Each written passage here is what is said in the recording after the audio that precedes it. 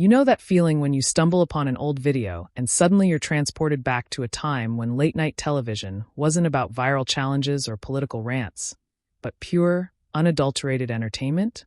That's exactly what happens every single time someone discovers Johnny Carson clips today. And here's the wild part. We're talking about moments that happened 30, 40, even 50 years ago, yet they're still making people laugh harder than most modern comedy specials. There's something almost magical about it, isn't there? While the world has changed in every conceivable way, while technology has revolutionized how we consume entertainment, while comedy itself has evolved through countless iterations, these moments remain frozen in time as perfect capsules of genuine hilarity. So what made Johnny Carson's guests so unforgettably funny? What was it about that couch, that curtain, that iconic desk that transformed even the most ordinary celebrities into comedy gold?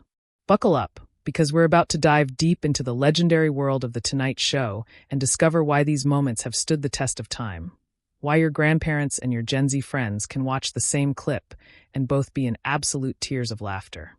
Let's start with something that might surprise you. Johnny Carson didn't just host a talk show.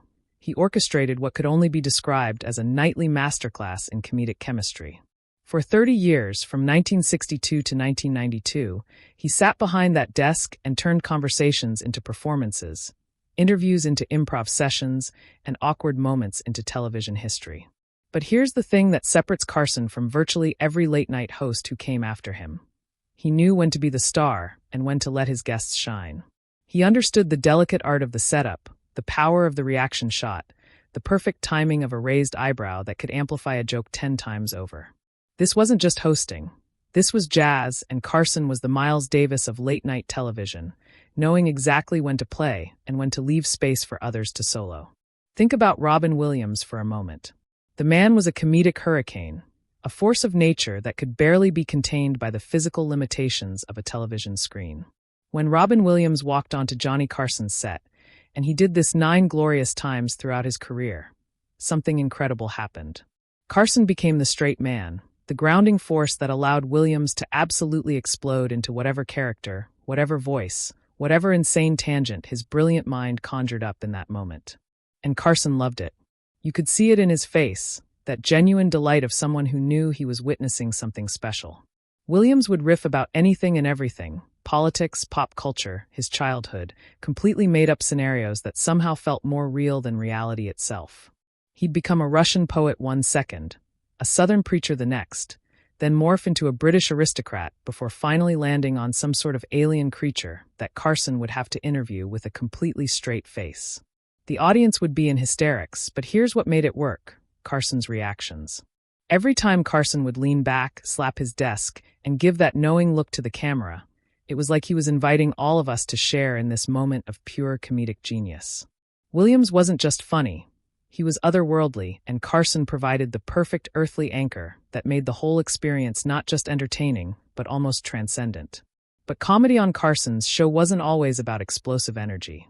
Sometimes it was about the slow burn, the perfectly timed insult, the art of the roast delivered with such precision that you couldn't help but laugh even if you were the target. Enter Don Rickles, the man who made a career out of insulting everyone and somehow made them love him for it. When Don Rickles walked onto Johnny Carson's set, you knew the gloves were coming off. Carson would brace himself because he knew he was about to become a target, and the beautiful thing was, he welcomed it. Rickles would come out swinging, calling Carson every name in the book, questioning his talent, his looks, his intelligence. Everything was fair game. And Carson would sit there, taking it all in, his smile growing wider with each insult because he understood what the audience understood. This was love disguised as mockery. There was one particular appearance where Rickles went after Carson's appearance, saying something like, "You look like a guy who would ask for separate checks on a first date." And Carson just absolutely lost it. The whole studio erupted because it wasn't just funny. It was somehow simultaneously mean and affectionate. That's the magic of Rickles. He could say things that would get anyone else kicked off television, but because it was him, because of his delivery, because of the twinkle in his eye that let you know he was playing a character, it became comedy gold. The chemistry between Rickles and Carson went beyond typical host-guest dynamics. There was genuine friendship there, genuine respect. Carson knew that having Rickles on meant he was going to get roasted, but he also knew it meant great television. And Rickles, despite his insult comic persona, had nothing but admiration for Carson's skills as a host. In one memorable moment, Rickles famously interrupted Carson's show uninvited, bursting through the curtain while Carson was interviewing another guest. And instead of being angry, Carson rolled with it, creating one of the most spontaneously funny moments in Tonight Show history. That's the thing about Carson. He was secure enough in his own talent that he could let chaos happen, could let guests take over, could even let himself be the butt of the joke if it meant better entertainment for the audience. Then you've got someone like Rodney Dangerfield, a man whose entire comedic identity was built on one premise: he got no respect. Dangerfield would come on Carson's show and deliver this rapid-fire succession of one-liners, each one starting with some variation of, "I don't get no respect," and the audience would eat it up every single time. But what made Dangerfield's appearances special wasn't just the jokes themselves. It was watching Carson try to keep up. Dangerfield would hit him with joke after joke after joke, barely pausing for breath, and Carson would be laughing so hard he couldn't ask proper follow-up questions. There's this famous clip where Dangerfield is on a roll, jokes flying out of him like a machine gun, and Carson is literally wiping tears from his eyes, unable to compose himself enough to do anything but laugh. That's when you know comedy is working on the highest level, when it breaks through the professional veneer and gets real, genuine reactions from someone who's seen every comedian in the business. Dangerfield had this ability to make even the darkest observations about his life somehow hilarious. He'd talk about his childhood, his marriages, his lack of success, all of it delivered with this exasperated energy that made you simultaneously feel bad for him and unable to stop laughing. And Carson would play along, asking questions that set up the next joke, understanding that his role in these segments was to be the facilitator, the enabler of comedy rather than the comedian himself. It's a skill that seems simple but is actually incredibly difficult, knowing when to step back and let someone else have the spotlight. Modern hosts could learn so much from watching Carson with Dangerfield, seeing how he managed to participate without overwhelming, how he could add to the comedy without trying to compete with it. Now let's talk about someone who brought an entirely different energy to Carson's couch, Bette Midler. The divine Miss M appeared on The Tonight Show multiple times throughout her career, but her most memorable appearance was Carson's penultimate show, the second-to-last episode ever. Alongside Robin Williams, Midler gave Carson a send-off that was equal parts hilarious and heartbreaking. The whole show had this bittersweet energy because everyone knew it was ending. This institution of American television was about to close its doors forever, and Midler captured that perfectly. She performed songs, told stories, made jokes, and toward the end, she sang One for My Baby and One More for the Road. And there wasn't a dry eye in the studio. Even Carson, the master of composure, was visibly emotional. It was one of those rare television moments where entertainment and genuine human connection merged into something that transcended typical show business. But earlier in her career, Midler's appearances on Carson were pure comedy chaos. She'd tell these outrageous stories about her time performing in bathhouses, about her wild adventures in New York City, stories that pushed the boundaries of what was acceptable on television at the time. And Carson would react with this mixture of shock and delight, asking follow-up questions that he probably shouldn't have asked but couldn't resist because the stories were just too good. Midler had this way of being simultaneously classy and raunchy, sophisticated and vulgar, and somehow making it all work. She'd switch from telling a dirty joke to singing a beautiful ballad without missing a beat, and Carson would just sit there marveling at her talent, her versatility, her complete lack of fear when it came to pushing boundaries. The beauty of Carson's show was that it wasn't just about professional comedians. Sometimes the funniest moments came from completely unexpected sources. Take animals, for instance. Carson had a long-running segment where animal experts would bring various creatures onto the show, and invariably, something would go hilariously wrong. There's the legendary moment with Ed Ames, not an animal expert but worth mentioning, where he was demonstrating tomahawk throwing, and the tomahawk landed in just about the most unfortunately hilarious place possible on the target dummy. The audience erupted, Carson couldn't breathe from laughing, and Ames just stood there mortified, which somehow made it even funnier. But the animal segments were a whole different kind of chaos. You'd have some expert trying to maintain professionalism while a monkey climbed up Carson's leg, or a bird decided Carson's hair looked like a perfect nesting spot, or a snake wrapped itself around Carson's neck while he maintained this expression of polite terror that had audiences howling. What made these moments work was Carson's genuine reactions. He wasn't pretending to be scared or surprised for the camera. He actually was scared and surprised, and that authenticity translated through the screen. There's a famous clip with Joan Embry from the San Diego Zoo bringing on various animals, and one of them, a marmoset or something similar, decides to urinate on Carson's desk. The look on Carson's face, this mixture of disgust and amusement, trying to maintain his composure while dealing with this completely unexpected situation, is comedy gold. Modern talk shows script these moments, plan them out, try to manufacture spontaneity. Carson's show, especially these animal segments, had real spontaneity, real chaos, real moments where nobody knew what was going to happen next, and that's part of why they remain so rewatchable. Bob Hope was another frequent guest who brought his own particular brand of comedy to Carson's show. Hope was old school, a legend from a different era of entertainment, but he and Carson had this wonderful chemistry. Hope would come on and tell these stories from his decades in show business, stories about performing for troops overseas, about golfing with presidents, about the golden age of Hollywood, and Carson would listen with genuine interest, asking questions that drew out even better stories. But it wasn't just nostalgia. Hope was still sharp, still funny, still able to deliver jokes with that perfect timing he'd honed over 50 years in the business. There'd be these moments where Hope would make some quip about Carson, something gentle but pointed, and Carson would fire back, and you'd see these two masters of comedy engaging in this verbal tennis match that was just delightful to watch. What's interesting about Hope's appearances is how they represented this passing of the torch. Carson was the present of comedy, Hope was the past, and yet there was this mutual respect and understanding between them. Hope could see that Carson was carrying on the tradition of great American entertainment, and Carson could appreciate everything Hope had contributed to make his own career possible. These intergenerational moments in comedy are rare and precious, and Carson's show provided a platform for them to happen naturally and frequently. Let's talk about Joan Rivers for a moment, because her relationship with Carson was complicated, beautiful, and ultimately tragic. Rivers was one of Carson's most frequent guest hosts, filling in for him when he took vacations. She was brilliant at it, sharp and funny, and capable of handling anything thrown at her. Carson had essentially anointed her as his possible successor, and their on-screen chemistry was electric.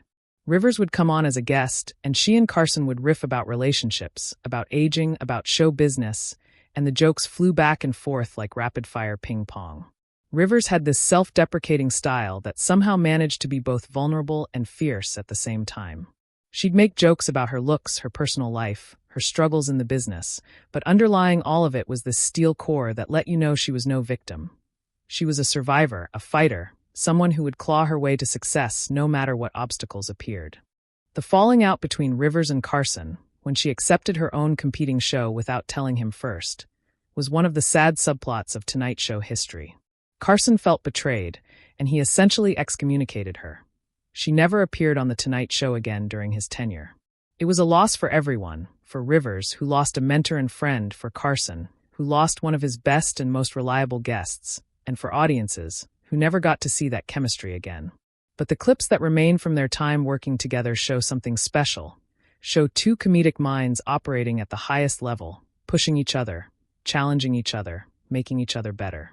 Then there was someone like Carl Sagan, who wasn't a comedian at all, but somehow created some of the most memorable moments on Carson's show. Sagan would come on to talk about science, about space, about the cosmos, and Carson would be genuinely fascinated. But what made it funny, and it was funny in this unexpected, delightful way, was the contrast between Sagan's serious scientific discussion and Carson's everyman responses. Sagan would explain some mind-bending concept about the universe, speaking in that distinctive voice of his about billions and billions of stars, and Carson would react with this mixture of awe and confusion that perfectly captured how most of the audience felt. It wasn't mockery. Carson had too much respect for knowledge to mock it, but it was this gentle comedy that came from the meeting of scientific brilliance and earthly confusion. These segments showed that Carson's show wasn't just about laughs. It was about interesting conversations, about exposing audiences to ideas and people they might not encounter otherwise, all while maintaining the entertainment value that kept people watching. Steve Martin brought yet another flavor of comedy to Carson's couch. Martin was at the forefront of this new wave of anti-comedy, doing absurdist routines that didn't follow traditional joke structures. He'd come on Carson's show wearing his arrow-through-the-head prop, playing the banjo, doing magic tricks that deliberately failed, and Carson would play along while also seeming genuinely puzzled by this new form of comedy. But Carson recognized talent when he saw it, recognized that Martin was doing something fresh and original, and he gave him the platform to do it. Martin would perform his wild and crazy guy character, speaking in that exaggerated voice, making deliberately terrible jokes, and somehow it all worked. Part of what made it work was Carson's reactions. He'd look at the camera with this expression that seemed to say, "Can you believe this?" But you could tell he was enjoying it, appreciating the audacity and originality of what Martin was doing. As Martin's career evolved from stand-up comedian to movie star, his appearances on Carson's show evolved too. He'd come on to promote films, but the conversations remained funny, remained engaging. Martin had this intellectual quality underneath the silly exterior, and Carson could draw that out, could have real conversations about art and comedy and creativity, while also making sure the entertainment value never dipped. That's a difficult balance to strike, and Carson made it look effortless. George Carlin was another guest who showcased Carson's range as a host. Carlin was provocative, pushing boundaries, challenging norms, doing comedy that made people uncomfortable as often as it made them laugh. And Carson gave him space to do that. Carlin would come on and talk about language, about society, about hypocrisy, about all these topics that could have been too heavy for a late-night show, but he did it in a way that was both thoughtful and hilarious. Carson wouldn't always agree with Carlin. You could see it in his reactions sometimes. But he respected the intelligence and craft behind what Carlin was doing. These interviews showed that Carson's show could be more than just entertainment. It could be a forum for ideas, for meaningful conversation, for comedy that actually said something about the world. What's remarkable looking back at these Carlin appearances is how ahead of his time he was. Jokes and observations he was making in the 70s and 80s are still relevant today, still making people think, still pushing buttons. And Carson facilitated that, gave him the platform, protected his ability to speak freely even when the material was challenging. That's a host who understands that good television isn't always comfortable television, that sometimes the best moments come from giving talented people freedom to be themselves, even if that self is a bit dangerous. Let's not forget Buddy Hackett, who brought this gleeful, mischievous energy to Carson's show. Hackett would tell these long, winding stories that seemed to go nowhere, but were absolutely captivating in their randomness. He'd be talking about something that happened at a restaurant, then suddenly he's discussing philosophy, then he's doing an impression of his mother, then he's back to the restaurant, but now there's a whole new cast of characters involved, and through it all Carson would be laughing, egging him on, occasionally steering the story, but mostly just enjoying the ride. Hackett had this childlike quality to his comedy, this sense of pure joy in the act of storytelling, and it was infectious. Carson would sometimes try to rein him in, mindful of broadcast standards, because Hackett had a tendency to push the boundaries of what was acceptable for television. But even those moments of gentle correction became part of the comedy. There's this famous story about Hackett telling a joke on Carson's show that was so inappropriate it couldn't be aired, and Carson laughing so hard that he couldn't continue the show. During commercial breaks, apparently Hackett would tell the really dirty jokes, the ones that could never make it on television, and Carson and the crew would be in tears. These behind-the-scenes moments became legend, part of the Tonight Show mythology, adding to the sense that there was this whole other layer of entertainment happening that audiences didn't even get to see. Bob Newhart brought his particular brand of deadpan humor to Carson's set. Newhart's comedy was based on his stammering, understated delivery, playing characters who were eternally confused by the absurdity around them. On Carson's show, he'd tell these long stories with his signature delivery, and Carson would play off that energy perfectly. They'd have conversations where Newhart would describe some absurd situation, and Carson would respond with just the right questions to make it even funnier. There was this gentleness to their comedy together, a wholesomeness that felt like a warm blanket in the best possible way. It wasn't edgy or provocative or shocking. It was just genuinely, deeply funny in a way that felt comfortable and familiar. Newhart also brought his classic comedy routines to the show, performing some of his famous telephone conversations where you only hear one side of the dialogue. Watching Carson watch Newhart perform these routines was part of the joy. You could see the admiration on Carson's face, the appreciation for the craft and timing that made Newhart's comedy work. These were two masters of timing, two people who understood the power of the pause, the importance of delivery, the subtle ways that tone and inflection could transform words into comedy. David Letterman, who would eventually inherit the late-night throne in his own way, was a frequent Carson guest before becoming a host himself. Young Letterman would come on, nervous and excited, trying out his weird, ironic style of comedy, and Carson would encourage him. You can see in these early appearances that Carson recognized something special in Letterman, some spark that indicated this guy could carry on the late-night tradition. Letterman would do these strange bits, like bringing in viewer mail and reading it with mock seriousness, or making fun of sponsor products, or doing deliberately bad magic tricks, and Carson would respond with this mixture of confusion and delight. He didn't always get what Letterman was doing. Their comedic sensibilities were from different generations. But he respected it, gave him room to try things, helped launch what would become an incredible career in late-night television. The relationship between Carson and Letterman had this apprentice-master quality. Carson was the established king, Letterman was the young challenger. But there was no animosity, only mutual respect and affection. When Carson finally retired, Letterman was heartbroken that he didn't get The Tonight Show. It went to Jay Leno instead. But Carson remained supportive of Letterman throughout his career. Watching their interactions on The Tonight Show, you can see the foundation of that relationship being built. See Carson recognizing and nurturing talent in the same way that Jack Paar had done for him years earlier. Rich Little brought the art of impression to Carson's show in a way that few others could match.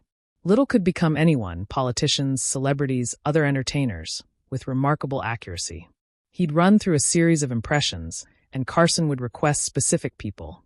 And Little would instantly transform into Ronald Reagan or Richard Nixon or John Wayne or Frank Sinatra. What made it more than just mimicry was Little's ability to find the comedy in these impressions, to exaggerate certain characteristics while maintaining enough accuracy that you recognized the person being portrayed. Carson loved these appearances because they showcased pure talent. There was no shtick, no gimmick, just this incredible skill that Little had developed over years of practice and performance. Sometimes Little would do impressions of Carson himself, which Carson seemed to genuinely enjoy. He'd watch himself being parroted and laugh along, secure enough in his own identity that seeing it reflected back in exaggerated form was entertaining rather than threatening.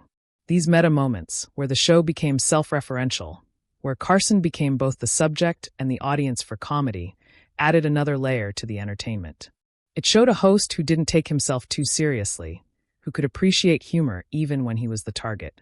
Martin Short brought his manic, character-driven comedy to Carson's show, often appearing as one of his famous characters rather than himself. When Short came on as Ed Grimley, his hyperactive, triangle-haired character, Carson would have to work to keep up with the chaos. Grimley would bounce around, speaking in that distinctive voice, completely committed to the character, and Carson would interview him as if he were a real person, asking serious questions that Grimley would answer in increasingly absurd ways. These appearances were exhausting just to watch. Short's energy was limitless, but also absolutely hilarious. Carson's job became almost like that of a handler, trying to contain this explosion of comedic energy while also letting it flourish enough to entertain the audience. Short also appeared as himself, showcasing his versatility as a performer. He'd talk about his career, about growing up in Canada, about breaking into American entertainment, and these conversations revealed a thoughtful, intelligent performer underneath all those wild characters. Carson could shift gears with guests like this, could match whatever energy they brought, could be silly when needed and serious when appropriate, all while maintaining the flow and entertainment value of the show. Albert Brooks was another guest who showed Carson's ability to handle different comedy styles. Brooks would come on with elaborate pre-produced comedy films, these weird short movies that were unlike anything else on television at the time. They'd feature Brooks doing deadpan comedy, playing with the medium of television itself, creating this meta-commentary that was both hilarious and slightly unsettling. Carson would watch these films with the audience, then interview Brooks about them, and there'd be this interesting tension between Brooks's avant-garde comedy sensibility and Carson's more traditional approach. But instead of clashing, it created this fascinating dynamic where two different comedy philosophies coexisted and actually enhanced each other. Brooks had this neurotic quality to his performances, always second-guessing himself, questioning whether things were funny, creating comedy out of anxiety about comedy. Carson would play the reassuring figure, telling Brooks he was funny, that the audience loved him, but also gently ribbing him about his neuroses in a way that only made it funnier. These appearances felt like therapy sessions disguised as entertainment, and the audience loved every minute of it. Jonathan Winters was pure chaos when he appeared on Carson's show. Winters was one of those performers who seemed to operate on a different wavelength than ordinary humans. His comedy was improvisational, unpredictable, often bizarre, and absolutely brilliant. He'd start telling a story, and suddenly he'd become a character in the story. Then that character would spin off into their own tangent. Then another character would appear, and within minutes Winters would be performing this one-man show featuring a cast of dozens, all flowing seamlessly from his imagination. Carson would just sit back and let him go, occasionally interjecting something to steer the energy or set up the next bit, but mostly just marveling at what was happening. What made Winters' appearances special was the sense of danger. Not physical danger, but the danger that comes from pure improvisation, from having no safety net, from creating comedy in real time without a script or plan. Sometimes it would soar, creating moments of genuine genius. Other times it would get weird or lose the thread, but even those moments were fascinating to watch. Carson understood that Winters was special, that his particular gift required space and freedom, and he provided that. Later, when Robin Williams appeared with Winters on one memorable occasion, it was like watching two forces of nature collide, each pushing the other to greater heights of improvisational madness, while Carson tried to maintain some semblance of structure, a task that proved beautifully impossible. Bill Cosby, before his later fall from grace, was a popular guest on Carson's show, bringing his observational humor about family life and everyday situations. Cosby would tell these long, detailed stories about his children, about married life, about growing up, and his delivery was so engaging that you felt like you were there experiencing these moments with him. Carson would encourage these stories, asking follow-up questions, laughing at the perfect moments, helping shape the narrative flow. Cosby's comedy was accessible and clean, but not in a boring way. He found genuine humor in authentic human experiences, in the small moments that everyone could relate to. Looking back now, these appearances have taken on a different quality given what we've learned about Cosby's personal life. But at the time they represented a particular brand of comedy that appealed to a wide audience. Carson's show provided a platform for all types of comedy, from the edgy to the family-friendly, from the intellectual to the silly, and Cosby's appearances were part of that diverse comedy landscape. Burt Reynolds was a frequent guest who brought his good old boy charm and movie star charisma to Carson's couch. Reynolds and Carson had an easy chemistry, like old friends catching up. They'd talk about Hollywood, about Reynolds' latest movies, about his personal life, and Reynolds would tell these self-deprecating stories that somehow made him seem more charming rather than less. He'd poke fun at his own vanity, at his relationships, at his career choices, and do it all with this winking quality that let you know he was in on the joke. Carson would play along, sometimes joining in the self-mockery, other times defending Reynolds in a joking way, and the whole interaction felt loose and natural. One running gag involved Dom DeLuise, Reynolds' frequent co-star and friend. When DeLuise would appear alongside Reynolds, the energy would multiply exponentially. DeLuise was loud, physical, over the top, and Reynolds would try to maintain some dignity while DeLuise caused chaos. There were whipped cream fights, physical gags, DeLuise breaking furniture, and through it all Carson would be laughing, occasionally getting caught in the crossfire, always maintaining just enough control to keep things from completely derailing. These appearances were pure silliness, unpretentious fun that showcased a different side of entertainment. Not clever or sophisticated, just grown men acting like children and making everyone laugh in the process. Orson Welles brought gravitas and unexpected humor to Carson's show. Here was this legendary filmmaker, this massive talent and larger-than-life personality, and he'd tell these incredible stories from his decades in entertainment. Welles had been everywhere, done everything, knew everyone, and his storytelling ability was remarkable. He'd describe working with various Hollywood legends, talk about his films, discuss art and culture, and somehow make it all engaging and often funny. Carson was in awe of Welles, you could see it, but he also knew how to bring out Welles's playful side. Welles could be pompous and self-important, but with the right prompting, he'd also reveal this mischievous quality, this willingness to poke fun at himself and the pretensions of Hollywood. There's a famous clip of Welles doing a wine commercial on Carson's show, and his delivery is so over-the-top dramatic for what is essentially a silly product pitch that it becomes hilarious. Carson's reaction, watching this legendary figure recite advertising copy with Shakespearean gravitas, is priceless. These moments showed that Carson's show was a place where high culture and popular culture could meet, where serious artists could reveal their lighter side, where entertainment could be both sophisticated and accessible. Charles Grodin developed this confrontational comedy persona for his Carson appearances that was absolutely brilliant. Grodin would come on and pretend to be annoyed with Carson, insulted that his movie wasn't getting enough promotion, upset about some perceived slight, and he'd maintain this straight-faced indignation while Carson would try to figure out if he was serious or joking. The audience would be uncomfortable at first, wondering if they were witnessing a real feud, but gradually the comedy would reveal itself, and you'd realize Grodin was performing this elaborate character piece. Carson played along perfectly, matching Grodin's faux seriousness with his own increasing frustration, and the whole interaction became this meta-commentary on the artificiality of talk show promotion. These Grodin appearances were ahead of their time in many ways, playing with the format of the talk show itself, questioning the whole enterprise while participating in it. Not everyone got it. Some viewers thought Grodin was genuinely difficult, but those who understood the joke appreciated the sophistication of what he was doing. Carson clearly understood and enjoyed it, giving Grodin the space to develop this character over multiple appearances, building a running gag that paid off in increasingly hilarious ways. Bob Hope's Christmas specials were one thing, but when he showed up on Carson's couch, it was like watching two different eras of entertainment finding common ground. Hope would bring his rapid-fire joke delivery, his timing honed through decades of performing, and Carson would match it with his own more relaxed style. They'd trade stories about golf. Both were obsessed with the game, about politics, about Hollywood, and through these conversations, you got a sense of the evolution of American comedy.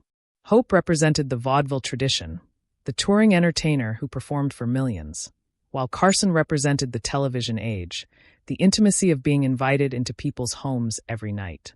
Together, they showed how comedy adapted and persisted across generations. Hope's appearances also highlighted something important about Carson's show. It wasn't just for the young. Carson respected the history of entertainment, gave platform to legends even as he nurtured new talent. This created a show that could appeal across age groups, where grandparents and grandchildren might both find something to enjoy, even if they were laughing at different things.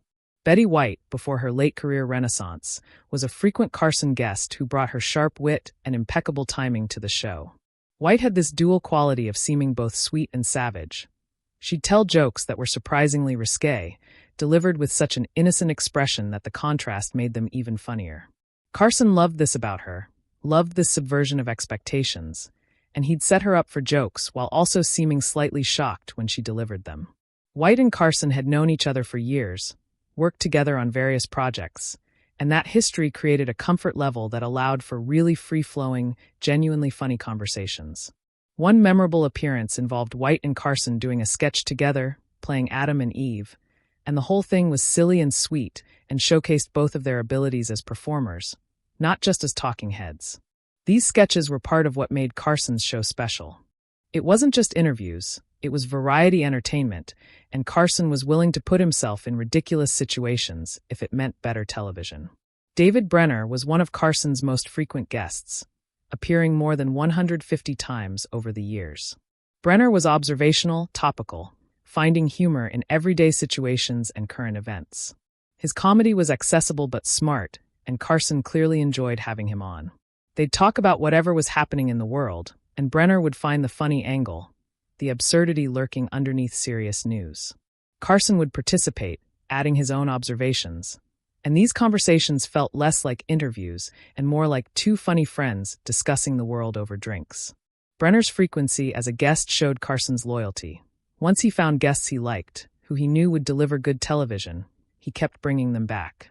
This created a family feel to The Tonight Show, where certain guests became almost part of the furniture, familiar faces that audiences looked forward to seeing. In today's late-night landscape, where guest appearances are often just promotional stops, this sense of genuine relationship between host and guest seems rare and valuable. Flip Wilson brought his characters to Carson's show, most famously Geraldine Jones, and these appearances showcased Wilson's incredible talent for character work. He'd transform into Geraldine, with the attitude and the catchphrases, and Carson would interview this character as if she were a real person. "The devil made me do it" became one of the most quoted phrases in America thanks to these appearances. Wilson's comedy was groundbreaking in many ways. Here was an African-American performer creating characters that crossed racial lines, that appealed to all audiences, that were just genuinely funny regardless of your background. Carson's show provided a platform for Wilson during a time when opportunities for Black entertainers on television were limited. Carson didn't see race as a determining factor for who deserved to be on his show. He saw talent, saw funny, saw people who could entertain his audience. This may seem like basic decency now, but in the context of the times, it was actually quite progressive. The Tonight Show became a place where talented people of all backgrounds could showcase their abilities to a mainstream audience, and that mattered. Rodney Dangerfield deserves another mention because his impact on Carson's show was so profound. Beyond the jokes, beyond the catchphrases, Dangerfield represented this everyman quality that resonated with audiences. He wasn't cool or sophisticated. He was schlubby, anxious, perpetually put upon, and somehow that made him more relatable than any number of slick performers. Carson saw this quality in Dangerfield and featured him frequently, giving him platform after platform to develop his persona and his material. Many of Dangerfield's most famous jokes were first performed on Carson's show, tested on that audience before becoming part of the comedy canon. The relationship between Carson and Dangerfield also highlighted Carson's generosity as a host. When Dangerfield's performances would kill, when the audience would be going crazy with laughter, Carson would be genuinely happy for him. There was no jealousy, no sense that Dangerfield's success diminished Carson somehow. Instead, Carson seemed to take pride in providing the platform for great comedy, in being the facilitator of these moments rather than always needing to be the star himself. As we look back at all these guests, at all these moments, a pattern emerges. The funniest guests on Johnny Carson's Tonight Show weren't funny just because they told good jokes or had polished material. They were funny because Carson created an environment where comedy could flourish, where spontaneity was encouraged, where failure wasn't fatal and success was celebrated. He understood that his job wasn't to be the funniest person on the show every night. It was to bring out the best in whoever sat on that couch, to create moments that people would remember, to facilitate connection between performer and audience. Modern late-night television often feels calculated, safe, designed to create viral clips rather than genuine entertainment. Carson's show, while professional and well-produced, had this looseness to it, this sense that anything could happen and probably would. Guests didn't just come on to promote their latest project. They came on to have a conversation, to tell stories, to make each other laugh. The commercial imperatives were still there, of course, but they were secondary to the prime directive of being entertaining.